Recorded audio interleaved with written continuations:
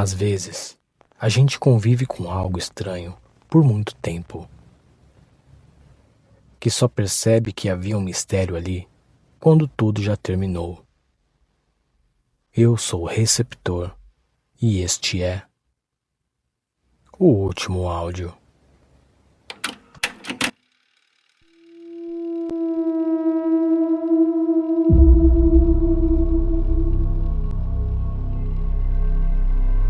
Essa história foi enviada por Carla, irmã da Márcia. Márcia tinha 39 anos. Era animada, comunicativa, dessas pessoas que puxam assunto na fila do banco, que conhecem o nome da caixa do mercado e a história do padeiro. Ela morava em Itajubá, um município do sul de Minas Gerais. Todas as manhãs, bem cedo, fazia a caminhada partindo da praça do bairro, um hábito que ela passou a ter após os 30 anos, pensando em hábitos saudáveis. Mesmo com os compromissos do dia a dia, ela mantinha aquela rotina. A praça era grande, cercada por árvores frondosas e alguns prédios históricos. Por ali, Márcia caminhava com um grupo de idosos da região. Ela mesma organizava, incentivava, animava. Era um trabalho social que ela amava fazer. Afinal, além de cuidar da própria saúde, ajudava os vizinhos mais velhos a se movimentarem e socializarem. Um dia, um homem novo passou a frequentar as caminhadas. Novo, não em idade. Ele era um senhor. Devia ter por volta dos seus 70 anos. Mas novo para o grupo. Ninguém o conhecia. Usava sempre o mesmo casaco escuro de lã. Andava em passos lentos, firmes. Não usava fone, nem relógio, nem cumprimentava ninguém. Só caminhava. Nunca falava. Nunca desviava o olhar. Nos primeiros dias, Márcia pensou que fosse parente de alguém. Mas ninguém interagia com ele. Ninguém sequer mencionava a sua presença. Ela começou a andar mais perto. Tentava puxar conversa. Bom dia. Ele sorria, mas não respondia. Até que um dia ele falou: o tempo tem cheiro, mas só quem vive devagar percebe. Noutra manhã, ele disse: a gente só se lembra das coisas erradas. Márcia dava risada, achava aquilo curioso. Contava para a irmã, como se estivesse conhecendo um personagem de livro. Depois de quase um mês assim, um dos senhores do grupo faleceu. Um homem que caminhava ali havia anos. No velório, Márcia jurou ter visto o homem do casaco, parado no fundo do salão, sem se aproximar, só observando. Ela estranhou a presença dele ali, mas quando olhou de novo, ele já havia ido embora.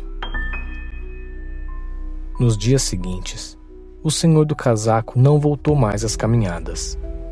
Márcia achou que talvez estivesse de luto. Mas com o passar da semana, a ausência começou a incomodar. Ela passou a perguntar: alguém sabe do senhor do casaco? Quem, Márcia? Aquele mais calado, que falava umas frases estranhas. Nunca teve ninguém assim com a gente, não. Ela insistia. Descrevia o rosto, o andar, a voz, mas ninguém lembrava. Ou ninguém queria lembrar. Ela então passou a perguntar por todo o bairro. Entrava em padarias, farmácias, mercearias. Você já viu esse senhor? Ele mora por aqui? Foi até algumas igrejas. Conversou com moradores antigos que viviam ali desde os anos 60. E nada. Ninguém sabia de quem ela falava. Ninguém reconhecia a descrição. A expressão dela mudou. Já não era mais curiosidade. Era angústia. Parecia estar perdendo algo real e sem poder provar que existiu.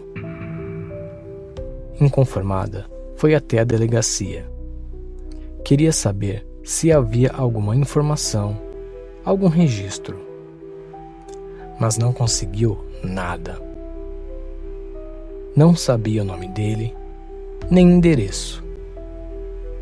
Só uma lembrança. Sem provas, não podia nem registrar um boletim. Voltou para casa ainda mais confusa. Depois de uma manhã especialmente frustrante, uma das senhoras do grupo se aproximou. Filha, não leve a mal o que vou dizer, mas você precisa entender que não tinha ninguém ali. Você andava e falava sozinha. No começo, a gente achou que era brincadeira, mas agora estamos preocupados.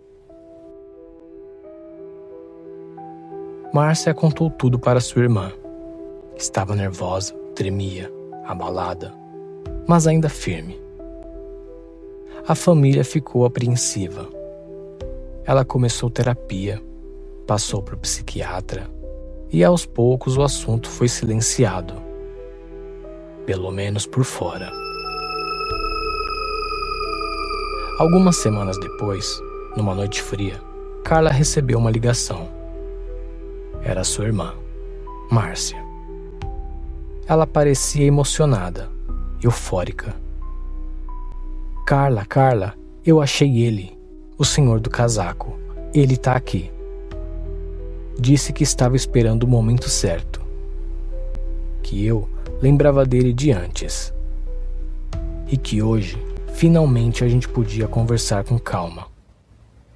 Ele aceitou tomar um café comigo. Só queria que você soubesse disso. Essas foram as últimas palavras que Carla ouviu da irmã. Márcia foi encontrada sem vida naquela mesma noite, sentada em uma cafeteria do bairro. Uma xícara de café em sua frente e uma segunda xícara idêntica do outro lado da mesa. Intocada. A causa da morte foi um infarto súbito. Segundo o atendente, ela estava sozinha o tempo todo. E só notaram algo estranho quando perceberam que ela estava debruçada sobre a mesa há algum tempo. Quando se aproximaram, ela já não respirava mais. Carla me contou tudo isso com a voz serena de quem aceita o inexplicável, mas não esquece. E disse uma frase que ficou comigo até agora. Márcia nunca precisou de provas para acreditar nas pessoas. E talvez por isso, alguém finalmente tenha acreditado nela. Eu sou o receptor, e este foi o último áudio.